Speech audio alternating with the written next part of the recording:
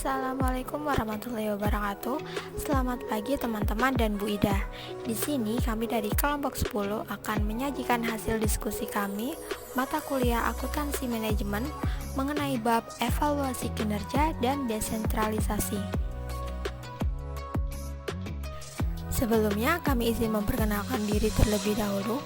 Kami dari kelompok 10 yang beranggotakan 4 orang. Yang pertama ada Nasriatun Hasanah dengan NIM 710 14 19 190. Yang kedua ada Ananda Afifah Nurfatin dengan NIM 710 14 19 202. Dan yang ketiga ada Tareta Faradea Azhara dengan NIM 710 14 19 203. Dan yang keempat ada Siti Afifah dengan NIM 710 14 19 211. Pada bab evaluasi kinerja dan desentralisasi ini, kita akan membahas mengenai 4 pokok bahasan yang utama. Yang pertama yaitu desentralisasi dan pusat pertanggungjawaban. Yang kedua yaitu mengukur kinerja pusat investasi menggunakan imbal hasil atas investasi. Yang ketiga yaitu mengukur kinerja pusat investasi menggunakan laba residu dan economic value added atau EVA. Dan yang keempat ada penetapan harga transfer atau transfer pricing. Yang pertama yaitu desentralisasi dan pusat pertanggungjawaban. Saat ini, sebagian besar perusahaan menggunakan hierarki mendatar yang lebih menekankan pada kerja tim. Struktur perusahaan tersebut sesuai dengan sistem desentralisasi. Sebagian besar perusahaan dengan banyak pusat pertanggungjawaban biasanya memilih satu di antara dua pendekatan pengambilan keputusan dalam mengelola berbagai aktivitas mereka yang beragam dan begitu rumit. Sentralisasi atau desentralisasi. Pengambilan keputusan dengan pendekatan sentralisasi, keputusan dibuat di tingkatan tertinggi dan manajer pada tingkatan yang lebih rendah ditugaskan untuk menerapkan keputusan-keputusan tersebut. 2. Pengambilan keputusan dengan pendekatan desentralisasi memberikan kebebasan kepada para manajer di tingkatan yang lebih rendah untuk membuat dan menerapkan keputusan-keputusan penting yang berkaitan dengan wilayah tanggung jawab mereka. Praktik mendelegasikan wewenang pengambilan keputusan kepada manajemen dengan tingkatan yang lebih rendah di dalam perusahaan disebut dengan desentralisasi. Berikut ialah ilustrasi perbedaan antara perusahaan yang menggunakan sistem sentralisasi dan desentralisasi. Untuk sentralisasi terdapat dua kotak, yaitu manajemen puncak dan pusat-pusat pertanggungjawaban. Manajemen puncak memberi keputusan kepada pusat pertanggungjawaban, kemudian pusat pertanggungjawaban memberikan informasi dan begitu juga sebaliknya. Kemudian desentralisasi juga terdapat dua kotak, yaitu manajemen puncak dan pusat-pusat pertanggungjawaban, yang mana di situ terdapat tanda panah yang saling berhubungan. Alasan melakukan desentralisasi. Yang pertama adalah kemudahan pengumpulan dan penggunaan informasi setempat. Yang kedua, membuat manajemen pusat lebih fokus pada tanggung jawabnya. Yang ketiga, melatih dan memotivasi para manajer segmen. Yang keempat ialah meningkatkan persaingan, menempatkan segmen-segmen dalam kekuatan pasar. Selanjutnya ialah terkait mengumpulkan dan menggunakan informasi setempat. Kualitas keputusan dipengaruhi oleh kualitas informasi yang tersedia. Saat perusahaan berkembang semakin besar dan beroperasi di pasar dan wilayah yang berbeda, manajemen pusat belum tentu dapat memahami kondisi daerah setempat. Namun, para manajer dengan tingkatan yang lebih rendah berhubungan langsung dengan kondisi operasional di sekitarnya, seperti kekuatan dan sifat persaingan daerah setempat, sifat tenaga kerja setempat, dan sebagainya. Alasan tersebut membuat para manajer dengan tingkatan yang lebih rendah sering berada dalam posisi yang lebih baik untuk mengambil keputusan sesuai kondisi daerah setempat. Yang kedua adalah manajemen pusat lebih fokus. Dengan mendesentralisasikan keputusan operasional, manajemen pusat bebas untuk terlibat dalam perencanaan strategis dan pengambilan keputusan. Yang ketiga ialah melatih dan memotivasi para manajer. Organisasi selalu membutuhkan manajer yang terlatih dengan baik untuk menggantikan manajer dengan tingkatan yang lebih tinggi yang keluar dari perusahaan untuk bekerja di tempat lain. apakah terdapat cara yang lebih baik untuk menyiapkan generasi manajer dengan tingkatan yang lebih tinggi di masa depan, selain dengan cara memberikan kesempatan kepada para manajer tersebut untuk membuat keputusan-keputusan penting. Kesempatan ini juga membuat manajemen puncak menjadi lebih mudah dalam mengevaluasi kemampuan para manajer lokal dan mempromosikan mereka yang mampu membuat keputusan terbaik. Yang keempat ialah melatih dan memotivasi para manajer. Dalam perusahaan yang sangat berorientasi ke pusat atau sentralistis, margin laba keseluruhan dapat menyembunyikan inefisiensi dalam beberapa subdivisi. Perusahaan besar saat ini mendapati bahwa mereka tidak mampu untuk mempertahankan divisi yang tidak mampu bersaing. Salah satu cara terbaik untuk meningkatkan kinerja dari sebuah divisi atau pabrik adalah dengan menghadapkan mereka secara penuh pada kekuatan pasar. Divisi dalam perusahaan sistem desentralisasi. Desentralisasi mencakup trade-off biaya manfaat atau cost-benefit trade-off. Ketika menjadi lebih desentralisasi, perusahaan akan memberikan lebih banyak kewenangan dalam pengambilan keputusan kepada hierarki manajerial yang lebih rendah. Oleh karena itu, manajer perusahaan sistem desentralisasi akan membuat dan menerapkan lebih banyak keputusan daripada manajer perusahaan sistem sentralisasi. Manfaat desentralisasi adalah bahwa keputusan cenderung akan dibuat oleh manajer yang memiliki pengetahuan lokal yang spesifik, tidak dimiliki oleh manajer dengan tingkatan yang lebih tinggi dalam menggunakan sumber daya perusahaan dengan cara sebaik mungkin untuk memaksimalkan nilai perusahaan. Namun, biaya desentralisasi ialah manajer pada tingkatan yang lebih rendah yang memiliki pengetahuan untuk membuat keputusan terbaik dengan sumber daya perusahaan, kecil kemungkinan memiliki insentif yang sama seperti manajer dengan tingkatan yang lebih tinggi untuk memaksimalkan nilai perusahaan. Desentralisasi biasanya dicapai dengan cara membuat unit-unit yang disebut dengan divisi. Divisi dapat dibedakan dengan beberapa cara, yaitu 1. Jenis barang atau jasa, 2. Lini geografis, 3. Pusat pertanggungjawaban. 1. Jenis barang atau jasa. Sebagai contoh, divisi PepsiCo terdiri dari Snack Ventures European Division, Frito-Lay Inc., dan Tropicana, juga divisi minuman ringannya. Berikut memperlihatkan divisi-divisi desentralisasi dari PepsiCo. Divisi-divisi tersebut diorganisasi berdasarkan lini produk beberapa divisi bergantung kepada divisi-divisi yang lain. Misalnya, PepsiCo memisahkan divisi restorannya ke Yummy Brands. Inilah alasannya mengapa minuman bersoda yang diminum di Pizza Hut, Taco Bell, dan KFC adalah Pepsi bukan Coca-Cola. Dalam pengaturan sistem desentralisasi, biasanya terjadi saling ketergantungan. Jika tidak, sebuah perusahaan hanya akan menjadi sekumpulan entitas yang benar-benar terpisah. Yang kedua ialah lini geografis. Sebagai contoh, UAL Inc., induk dari United Airlines, memiliki beberapa divisi regional, Asia atau Pasifik, Karibia, Eropa, Amerika Serikat, dan Amerika Utara. Keberadaan divisi yang mencakup satu atau lebih wilayah menciptakan kebutuhan untuk dilakukannya evaluasi kinerja yang dapat memperhitungkan perbedaan-perbedaan lingkungan divisi. 3. Pusat pertanggungjawaban atau responsibility centers. Saat perusahaan semakin berkembang, manajemen puncak biasanya menciptakan wilayah pertanggungjawaban yang dikenal sebagai pusat pertanggungjawaban dan menugaskan manajer di bawahnya ke wilayah tersebut. Pusat pertanggungjawaban adalah segmen dari perusahaan yang manajernya bertanggung jawab terhadap sejumlah aktivitas yang telah ditentukan. Berikut 4 jenis pusat pertanggungjawaban utama. 1. Pusat biaya atau cost center. Manajer hanya bertanggung jawab terhadap biaya. 2. Pusat pendapatan atau revenue center. Manajer hanya bertanggung jawab terhadap penjualan atau pendapatan.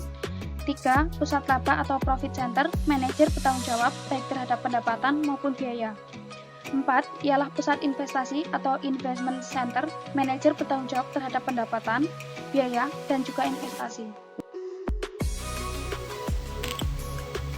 Materi selanjutnya adalah mengukur kinerja pusat investasi menggunakan imbal hasil atas investasi. Untuk memperoleh ukuran kinerja yang berguna, dapat dengan menghubungkan antara laba operasi yang dilaporkan dan aset yang digunakan untuk menghasilkan laba operasi. Salah satu cara yang dapat digunakan untuk mengaitkan laba operasi dengan aset yang digunakan yaitu dengan menghitung imbal hasil dari investasi. Imbal hasil dari investasi atau Return on Investment atau ROI merupakan laba yang diperoleh dari setiap investasi. ROI juga merupakan ukuran kinerja yang paling umum digunakan. Untuk menghitung ROI sendiri terdapat dua cara. Cara yang pertama yaitu dengan rumus ROI sama dengan laba operasi dibagi aset operasi rata-rata, yang dimana laba operasi merupakan laba sebelum bunga dan pajak. Sedangkan aset operasi merupakan semua aset yang dibeli untuk menghasilkan laba operasi.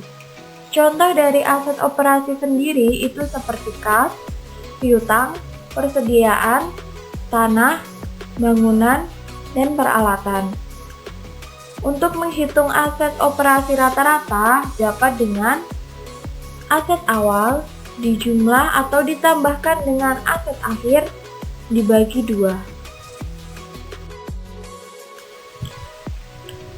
Cara yang kedua dalam menghitung ROI dapat dengan memisahkan laba operasi dan aset operasi rata-rata menjadi margin dan perputaran. Margin merupakan rasio laba operasi terdapat penjualan yang dimana menjelaskan besar laba operasi dari setiap penjualan dan menunjukkan bagian penjualan yang bersedia untuk bunga, laba, dan pajak. Sedangkan perputaran itu merupakan jenis ukuran lainnya yang dimana menjelaskan mengenai jumlah perputaran penjualan dan setiap yang diinvestasikan pada aset investasi, dan perputaran juga menunjukkan seberapa produktif aset yang digunakan untuk menghasilkan penjualan.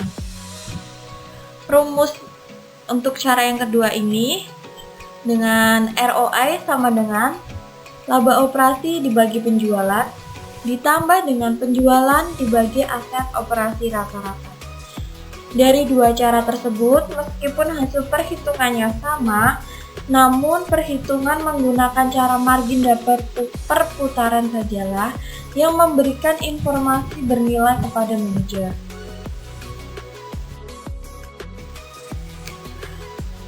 Selanjutnya adalah menghitung aset operasi rata-rata, margin, perputaran, dan imbal hasil dari investasi. Informasinya adalah penjualan sebesar $480.000, beban pokok penjualan $222.000, laba bruto $258.000, beban penjualan dan administrasi $210.000, dan laba operasi $448.000. Di awal tahun, nilai aset operasi sebesar $277.000 dan di akhir tahun nilai aset operasinya $323.000. Yang pertama adalah menghitung aset operasi rata-rata dengan rumus aset awal ditambah aset akhir dibagi 2 dan hasilnya adalah $300.000. Yang kedua adalah margin, yaitu laba operasi dibagi penjualan yang hasilnya adalah 0,10 atau 10%. Yang ketiga adalah perputaran, penjualan dibagi aset operasi rata-rata yang hasilnya 1,6. Yang selanjutnya adalah menghitung ROI dengan rumus margin dikali perputaran, yaitu 0,10 dikali 1,6 yang hasilnya adalah 0,16 atau 16%.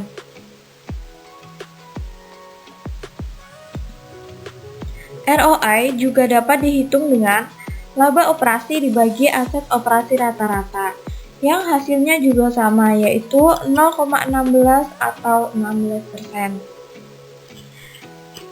Selanjutnya adalah perbandingan kinerja divisi. Margin untuk kedua divisi turun dari tahun 1 ke tahun 2. Faktanya, kedua divisi tersebut mengalami persentase penurunan yang sama, yaitu 16,67%. Penurunan margin dapat dijelaskan melalui peningkatan beban, tekanan, persaingan, atau memaksa dilakukan penurunan harga jual atau keduanya. Meskipun margin turun, divisi elektronika mampu meningkatkan imbal hasilnya karena kenaikan dalam tingkat perputaran dapat mengimbangi penurunan margin. Salah satu penjelasan mengenai kenaikan perputaran yaitu adanya kemungkinan kebijakan yang disengaja untuk menurunkan persediaan. Di sini dapat diperhatikan bahwa aset rata-rata yang digunakan tetap sama untuk divisi elektronika, meskipun penjualan meningkat sebesar 10 juta dolar. Kejadian yang dialami oleh divisi perlengkapan kesehatan kurang menguntungkan. Oleh karena itu, tingkat perputarannya tidak berubah, maka ROI-nya turun. Divisi perlengkapan kesehatan tidak seperti divisi elektronika, gagal menangani penurunan margin. Berikutnya adalah kelemahan dan kelebihan dari imbal hasil dan investasi. Yang pertama, kelemahan dari imbal hasil dari investasi yaitu ROI dapat menimbulkan terjadinya fokus yang sempit, di mana hanya fokus pada tingkat keuntungan divisi dan mengorbankan tingkat keuntungan perusahaan secara keseluruhan. Yang kedua, ROI mendorong para manajer untuk memusatkan perhatian pada jangka pendek dan mengorbankan jangka panjang. Selanjutnya yang kedua ada keuntungan imbal hasil dari investasi. Ada 3. Yang pertama, ROI mendorong para manajer untuk memusatkan perhatian pada hubungan antara penjualan beban dan investasi. Yang kedua, ROI mendorong para manajer untuk memusatkan perhatian pada efisiensi biaya. Yang ketiga, ROI mendorong para manajer untuk memusatkan perhatian pada efisiensi aset. Selanjutnya adalah mengukur kinerja pusat investasi. Untuk mengimbangi kecenderungan ROI yang menolak investasi yang menguntungkan bagi perusahaan tetapi menurunkan ROI divisi, beberapa perusahaan menerapkan ukuran kinerja alternatif, yaitu ada 2. Yang pertama adalah laba residu dan yang kedua yaitu EVA atau Economic Value Added. Yang pertama kita akan membahas mengenai laba residu. Apa sih yang dimaksud laba residu? Laba residu adalah selisih antara laba operasi dan imbal hasil dolar minimum yang dipersyaratkan atas aset operasi perusahaan. Nah, untuk mencari laba residu rumusnya adalah laba operasi dikurangi imbal hasil minimum dikali aset operasi rata-rata. Nah, aset operasi rata-rata ini diperoleh dari aset operasi awal ditambah aset operasi akhir dibagi 2. Keputusannya ada 3. Jika laba residu lebih besar dari 0, maka divisi memperoleh laba yang lebih besar dari imbal hasil minimum yang dipersyaratkan. Yang kedua, jika laba residu lebih kecil dari 0, maka divisi memperoleh laba yang lebih rendah dari imbal hasil minimum yang dipersyaratkan. Dan yang ketiga yaitu jika laba residu sama dengan 0, maka divisi memperoleh laba yang tepat sama dengan imbal hasil minimum yang dipersyaratkan. Saja kita beralih ke contoh perhitungan dari laba residu. Di sini terdapat informasi soal bahwa tahun lalu divisi bagian barat Selimar Company memperoleh laba operasi sebesar 48.000 US dollar. Nah, pada awal tahun nilai aset operasi perusahaan sebesar 277.000 US dollar dan di akhir tahun nilai aset operasinya 323.000 US dollar. Selimar Company ini mensyaratkan imbal hasil minimum sebesar 12%. Nah, di sini diminta untuk menghitung aset rata-rata dan laba residu. Yang pertama, aset rata-rata yaitu rumusnya aset awal ditambah aset akhir dibagi menjadi 2. Di sini aset awal 277.000 US dollar ditambah aset akhirnya 323.000 US dollar dan dibagi 2. Maka hasilnya yaitu sebesar 300.000 US dollar. Dan untuk mencari nilai residu maka diperoleh Rumusnya, laba operasi dikurangi imbal hasil minimum dikali aset operasi rata-rata. Tertera di dalam soal bahwa laba operasi sebesar 48.000 US dollar dikurangi imbal hasil minimumnya yaitu 12% sama dengan 0,12 dikali aset rata-ratanya yaitu 300.000 US dollar. Maka hasilnya 48.000 US dollar dikurangi 36.000 US dollar, hasilnya adalah 12.000 US dollar. Di dalam laba residu ini juga terdapat keunggulan dan kelemahan. Yang pertama, kita akan membahas mengenai keunggulan dari laba residu. Penggunaan laba residu sebagai ukuran kinerja akan mencegah kerugian. Contohnya, jika proyek satu ditolak oleh divisi produk pembersih akan menyebabkan terjadinya penurunan nilai ROI divisi. Namun, keputusan tersebut akan membebani perusahaan sebesar 300.000 US dollar dalam bentuk laba yang seharusnya dapat diperoleh jika proyek satu dijalankan. Yang kedua yaitu kelemahan. Kelemahannya yaitu berbeda dengan ROI. Laba residu adalah ukuran tingkat keuntungan absolut. Oleh karena itu, perbandingan kinerja dari dua pusat investasi yang berbeda menjadi sulit karena tingkat investasi yang berbeda. Cara memperbaikinya adalah menghitung baik ROI maupun laba residu dan menggunakan kedua ukuran itu untuk mengevaluasi kinerja ROI dan dapat digunakan untuk perbandingan antar divisi. Untuk yang kedua yaitu kita akan membahas mengenai EVA atau Economic Value Added. EVA adalah laba operasi setelah pajak dikurangi dengan biaya modal dalam dolar yang digunakan. Fitur utama EVA adalah pada penekanannya pada laba operasi setelah pajak dan biaya modal aktual. Rumus EVA yaitu laba operasi setelah pajak dikurangi biaya modal aktual dalam persentase dikali modal yang digunakan. Di sini terdapat dua kesimpulan atau dua keputusan. Yang pertama, jika EVA positif, maka artinya perusahaan telah meningkatkan kekayaannya dalam periode tersebut. Nah, sedangkan untuk yang keputusan atau kesimpulan yang kedua yaitu jika EVA negatif, maka kekayaan perusahaan telah berkurang selama periode tersebut. Selanjutnya, kita akan membahas mengenai contoh perhitungan EVA. Di dalam soal, terdapat informasi bahwa divisi bagian barat Selimar Company memperoleh laba bersih tahun lalu sebesar 33.600 US dollar. Nah, total modal yang digunakan yaitu 300.000 US dollar. Untuk biaya modal aktual Selimar Company yaitu 10%. Di sini kita diminta untuk menghitung EVA pada bagian barat. Nah, jawabannya kita dari rumus EVA sama dengan laba operasi setelah pajak dikurangi biaya modal aktual dalam persentase dikali total modal yang digunakan.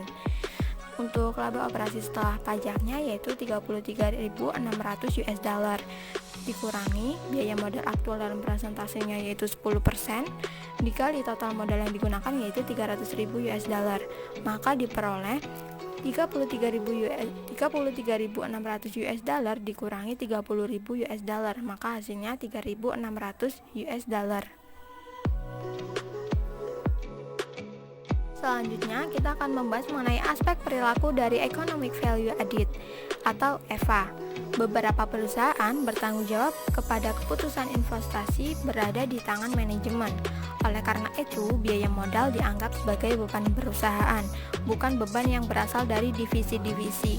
Tanpa analisis EVA, investasi menjadi terlihat tidak menimbulkan biaya sama sekali untuk divisi perusahaan, dan tentunya divisi menginginkan investasi yang lebih banyak lagi. Selanjutnya kita akan membahas mengenai contoh penggunaan EVA atau Economic Value Added. Di sini diilustrasikan bahwa Herman Miller melakukan pembelian dalam jumlah yang besar. Tujuannya yaitu untuk menghemat dari transaksi besar tersebut, misalnya mendapat potongan atau mendapat diskon. Di sini, manajer membeli 1.000 suku cadang, padahal sebenarnya hanya 200 suku cadang saja yang digunakan untuk memenuhi kebutuhan atau pesanan normal. Namun, setelah dikenal adanya EVA atau Economic Value Added ini, pembebanan modal juga dinilai pada gudang dan peralatan yang terkait untuk proses pemindahan, penyimpanan, penggantian, dan perbaikan dari jumlah persediaan yang terlalu besar tersebut. Dengan demikian, EVA atau Economic Value Added ini membantu manajer menyadari bahwa biaya pemrosesan jumlah kelebihan persediaan itu lebih besar daripada keuntungan yang diperoleh saat membeli persediaan dalam jumlah banyak tersebut. Perilaku manajer Herman Miller pun berubah secara drastis, yaitu dengan membeli sejumlah suku cadang yang diperlukan saja. Selanjutnya adalah penetapan harga transfer atau transfer pricing. Harga transfer atau transfer price adalah harga sebuah komponen yang dibebankan oleh divisi penjual kepada divisi pembeli dari perusahaan yang sama. Pengaruh penetapan harga transfer terhadap divisi-divisi dan perusahaan secara keseluruhan. Saat salah satu divisi perusahaan menjual ke divisi lain, kedua divisi serta perusahaan secara keseluruhan akan mendapatkan pengaruh. Harga yang ditetapkan atas barang yang ditransfer akan mempengaruhi dua hal, yakni biaya divisi pembeli dan pendapatan divisi penjual. Oleh karena itu, keuntungan dari kedua divisi, juga evaluasi dan kompensasi manajer kedua divisi dipengaruhi oleh harga transfer. Oleh karena ukuran kinerja berdasarkan keuntungan dari kedua divisi tersebut terpengaruh, penetapan harga transfer sering menjadi masalah yang emosional.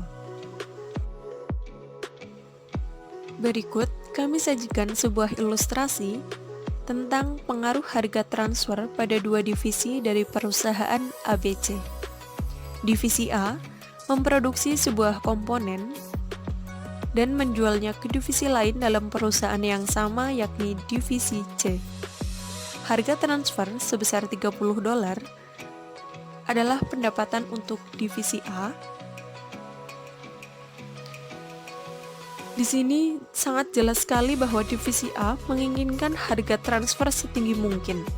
Namun sebaliknya, harga transfer sebesar $30 tersebut merupakan biaya untuk divisi C. Seperti layaknya biaya bahan baku, divisi C menginginkan agar harga transfer dapat serendah mungkin, di mana harga transfer dalam divisi A akan meningkatkan laba dan juga meningkatkan ROI, sedangkan dalam divisi C, harga transfer tersebut akan menurunkan laba dan juga menurunkan ROI. Selanjutnya adalah tentang kebijakan penetapan harga transfer. Dalam penetapan harga transfer dapat digunakan 3 kebijakan, yakni harga pasar, harga transfer berdasarkan biaya, dan harga transfer negosiasi. Yang pertama adalah harga pasar. Harga pasar merupakan pendekatan terbaik dalam penetapan harga transfer, karena divisi penjual dapat menjual semua produksinya pada harga pasar. Sebagai contoh, divisi furnitur suatu perusahaan memproduksi matras futon. Divisi matras dari perusahaan yang sama memproduksi matras termasuk model matras yang sesuai dengan matras futon. Jika matras ditransfer dari divisi matras ke divisi furnitur, maka muncul sebuah kesempatan untuk penetapan harga transfer. Divisi matras adalah divisi penjual dan divisi furnitur adalah divisi pembeli. Anggap bahwa matras dapat dijual kepada pembeli di luar perusahaan pada harga $50 per unit. Maka $50 tersebut merupakan harga pasar bagi 1 unit matras. Divisi matras tentu saja tidak akan menjual matras kepada divisi furnitur pada harga di bawah $50 per unit.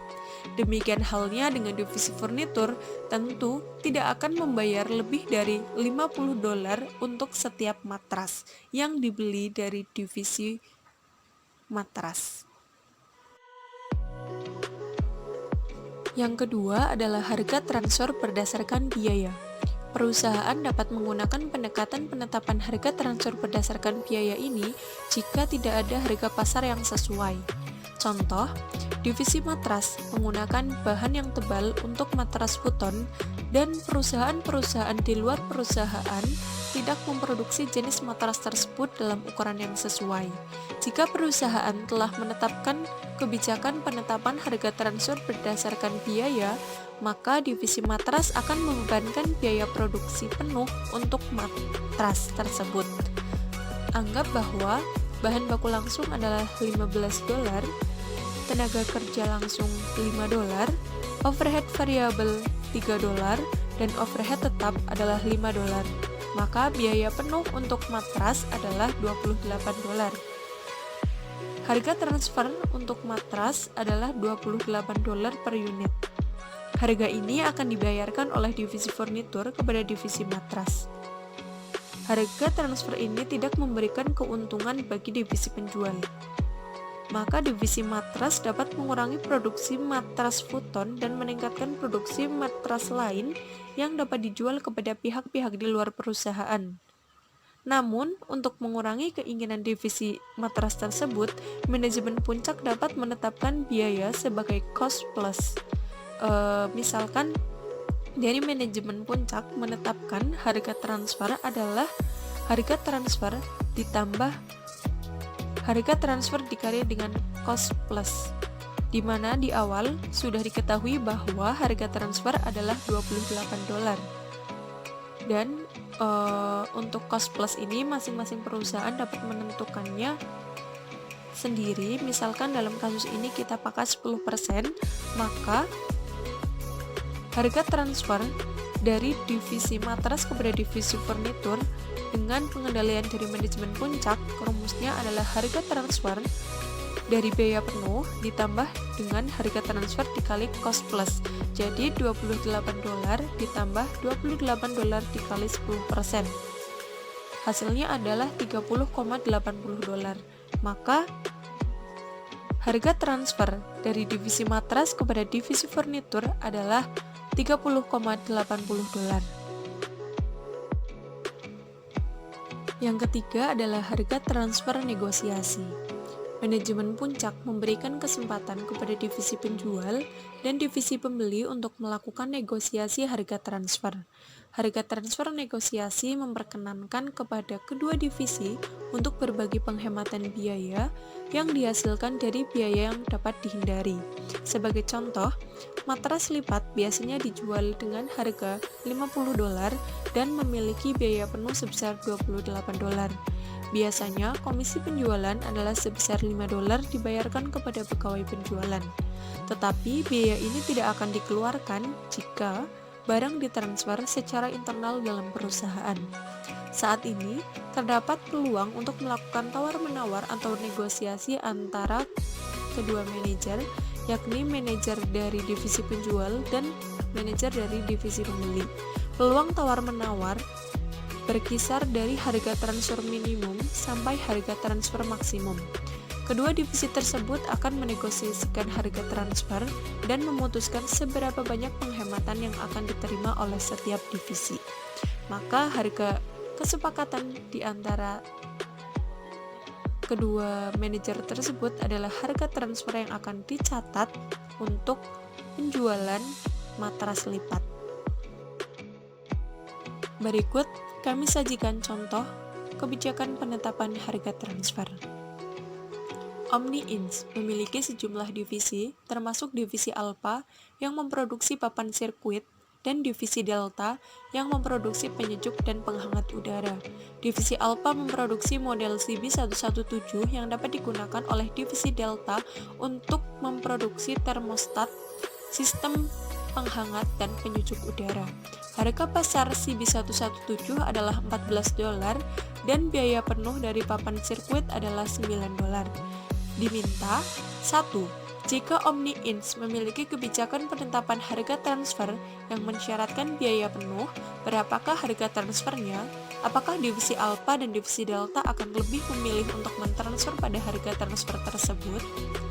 2. Jika Omni Ins memiliki kebijakan penetapan harga transfer yang mensyaratkan harga pasar, berapakah harga transfernya? Apakah divisi Alpha dan divisi Delta akan lebih memilih untuk mentransfer pada harga transfer tersebut?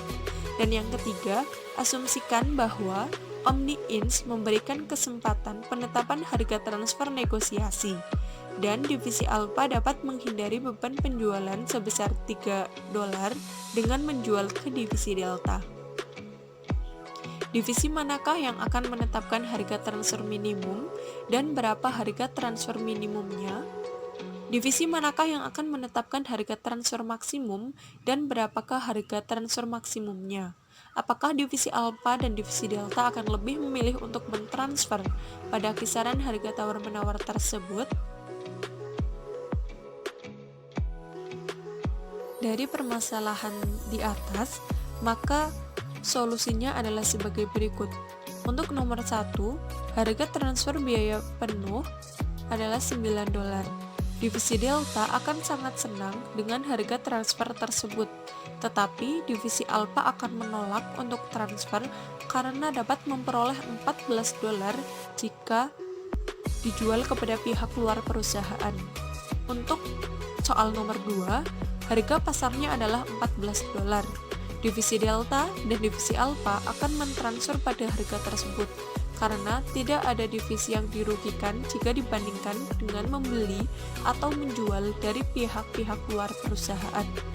Dan untuk soal nomor 3, harga transfer adalah $14 dikurangi $3, yakni $11. Harga ini ditetapkan oleh divisi Alpha, divisi yang menjual barang tersebut. Harga transfer maksimum adalah $14.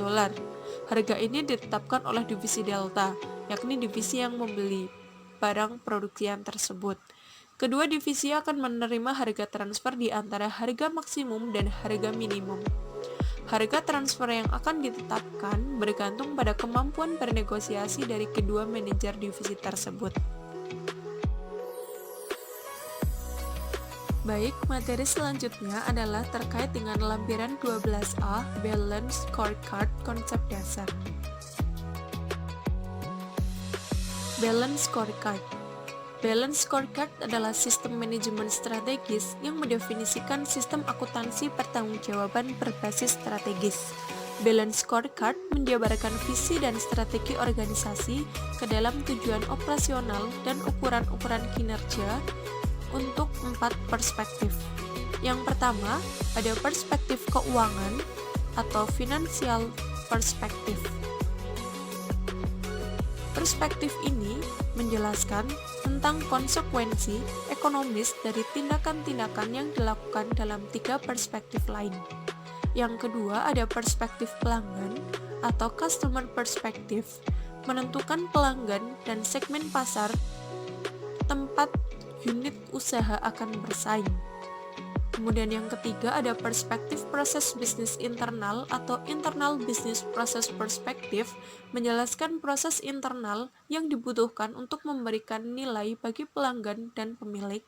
Kemudian perspektif yang keempat adalah perspektif pertumbuhan, infrastruktur, dan pembelajaran atau learning and crowd infrastructure perspective, menjelaskan kemampuan yang dibutuhkan organisasi untuk menciptakan pertumbuhan dan perbaikan jangka panjang.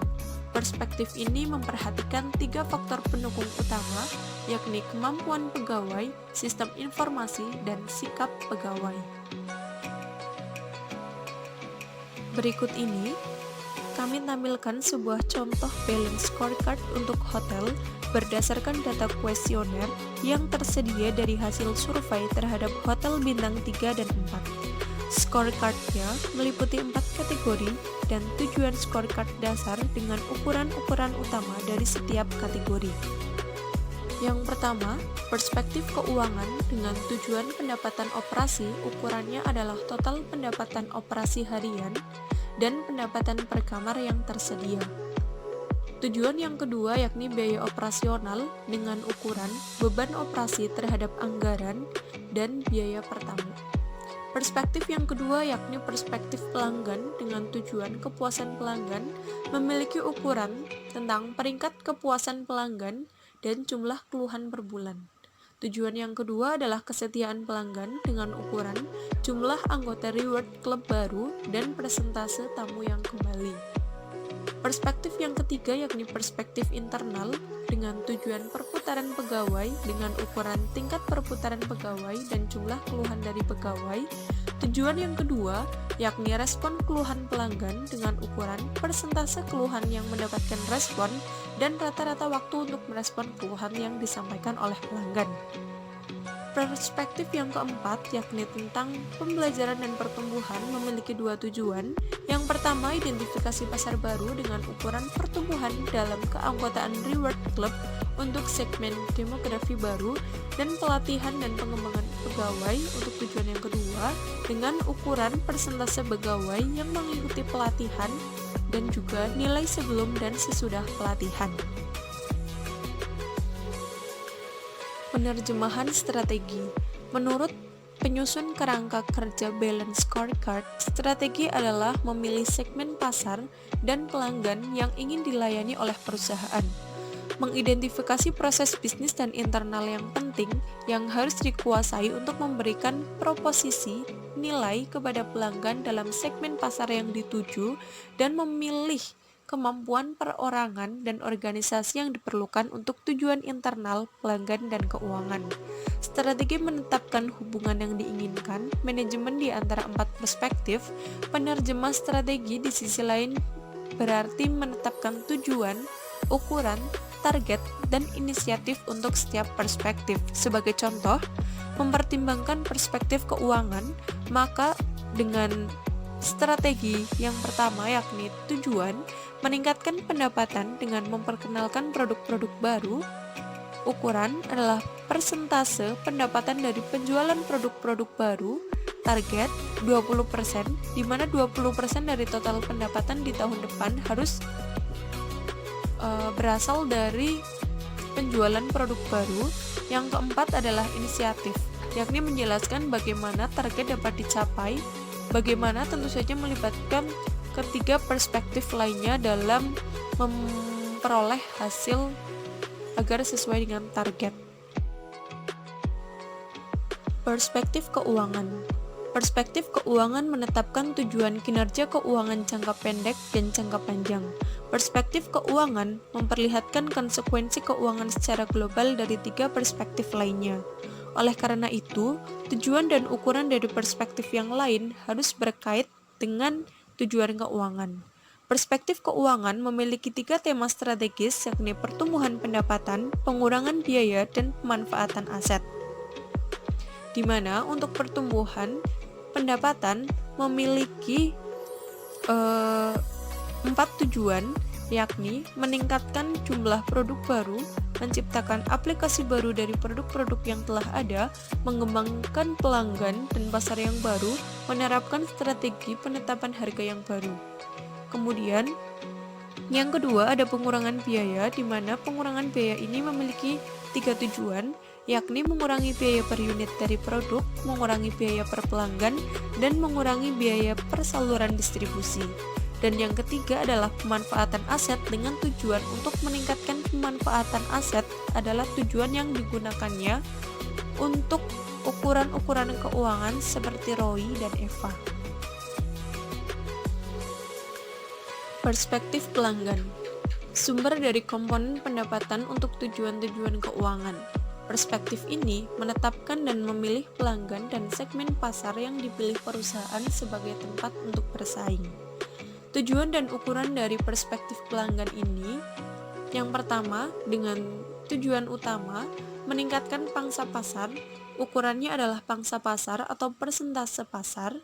Tujuan utama yang kedua yakni meningkatkan retensi pelanggan dengan ukuran persentase pertumbuhan bisnis dari pelanggan yang sudah ada dan persentase pelanggan yang terus melakukan pembelian secara berulang. Tujuan utama yang ketiga adalah meningkatkan perolehan pelanggan dengan ukuran jumlah pelanggan baru. Tujuan utama yang keempat yakni untuk meningkatkan kepuasan pelanggan dengan ukuran peringkat dari survei pelanggan, dan tujuan utama yang kelima adalah meningkatkan keuntungan pelanggan dengan ukuran tingkat keuntungan dari pelanggan. Kemudian tujuan dari nilai pelanggan yang pertama adalah menurunkan harga dengan ukuran harga itu sendiri.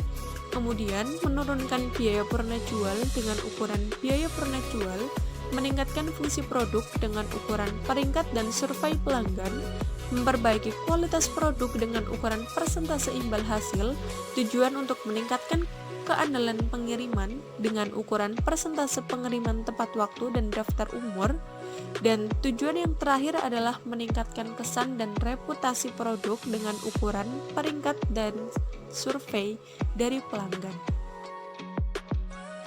Selanjutnya adalah perspektif internal atau proses. Fokus pada identifikasi proses bisnis internal utama yang dibutuhkan dalam menciptakan nilai pelanggan dan pemegang saham untuk dapat mencapai tujuan pelanggan dan keuangan.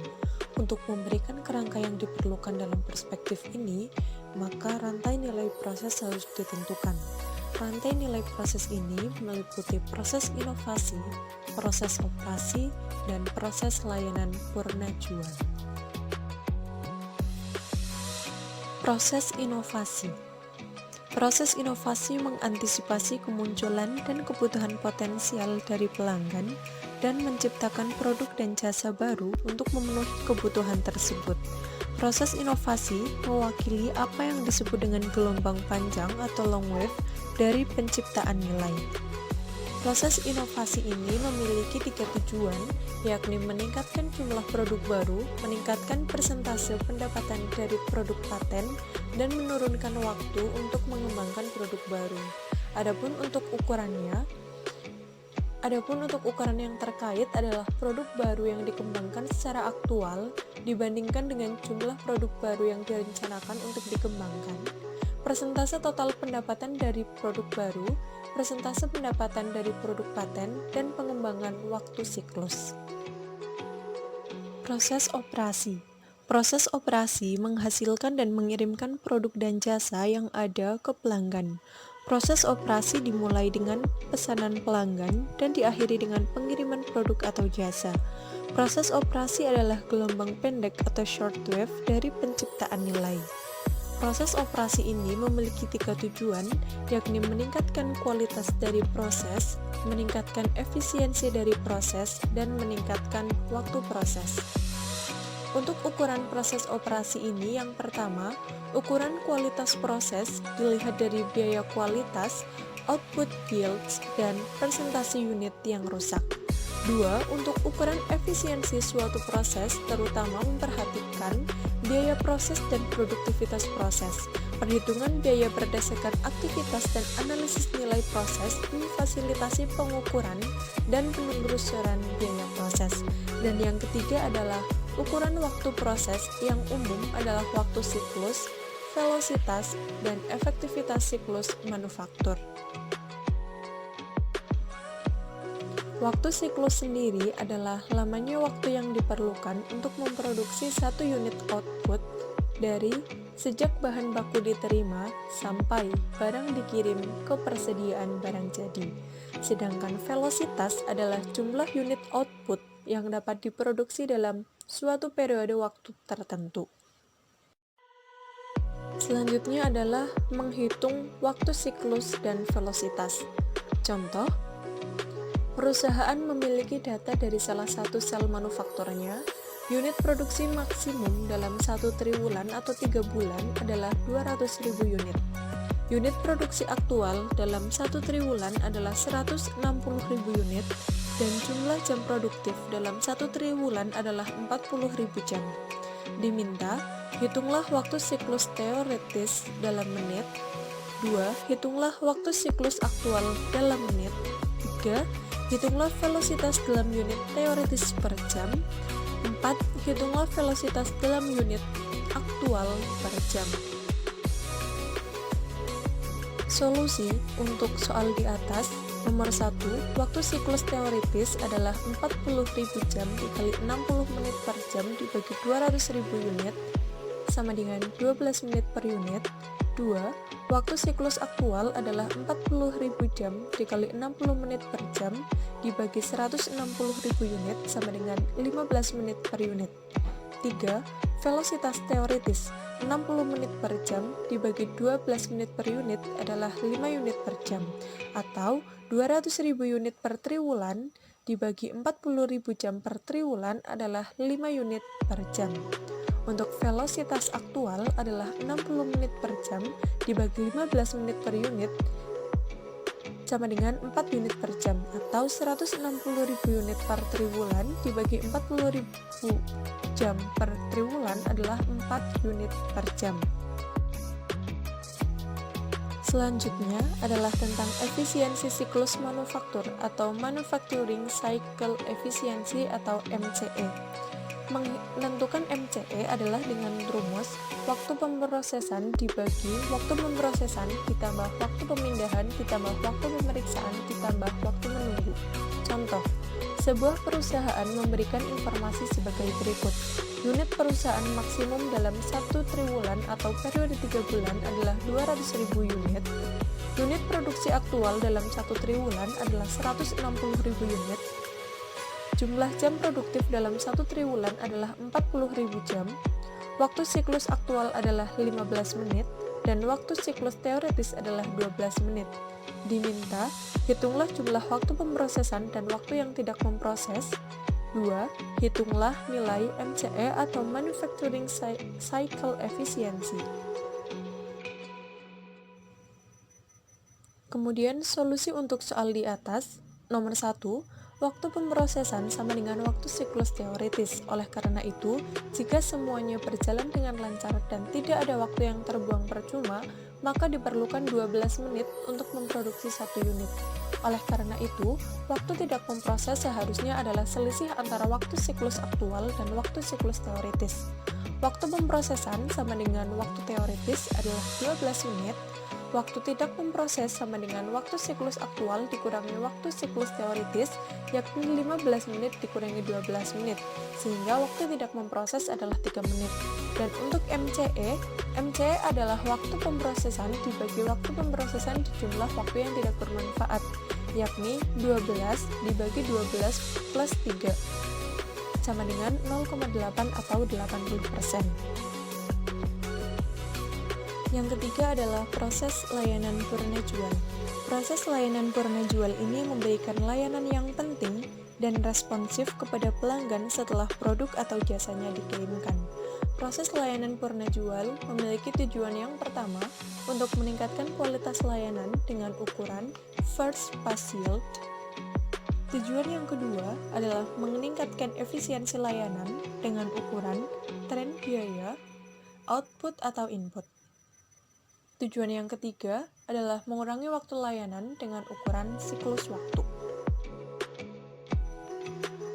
Perspektif pembelajaran dan pertumbuhan. Perspektif ini mewakili sumber kemampuan yang memungkinkan pencapaian 3 tujuan perspektif lainnya. Perspektif pembelajaran dan pertumbuhan memiliki 3 tujuan utama, yakni meningkatkan kemampuan pegawai, meningkatkan motivasi pemberdayaan dan kesejajaran, dan meningkatkan kemampuan sistem informasi. Tujuan yang pertama, yakni meningkatkan kemampuan pegawai, memiliki 4 ukuran, yakni peningkatan kepuasan pelanggan, produktivitas pegawai, jumlah jam pelatihan, dan strategi job coverage ratio. Tujuan yang kedua, meningkatkan motivasi pemberdayaan dan kesejajaran, memiliki 2 ukuran, yakni jumlah saran per pegawai dan jumlah saran yang diterapkan per pegawai. Tujuan yang ketiga, yakni meningkatkan kemampuan sistem operasi dengan 2 ukuran.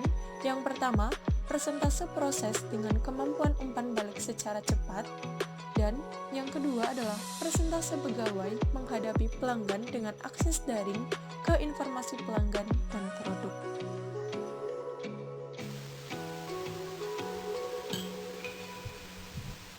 Dan demikian hasil presentasi dari kami kelompok 10 mengenai evaluasi kinerja dan desentralisasi. Kurang lebihnya mohon maaf. Terima kasih telah menyaksikan video ini dari awal sampai akhir. Semoga ilmu yang kita sampaikan dapat bermanfaat bagi kita semua. Kurang lebihnya mohon maaf, tetap jaga kesehatan dan patuhi protokol kesehatan. Jangan lupa istirahat dan belajar, tetap semangat, kuat, dan hebat. Sekian, wassalamualaikum warahmatullahi wabarakatuh. See you in the next video. Bye-bye.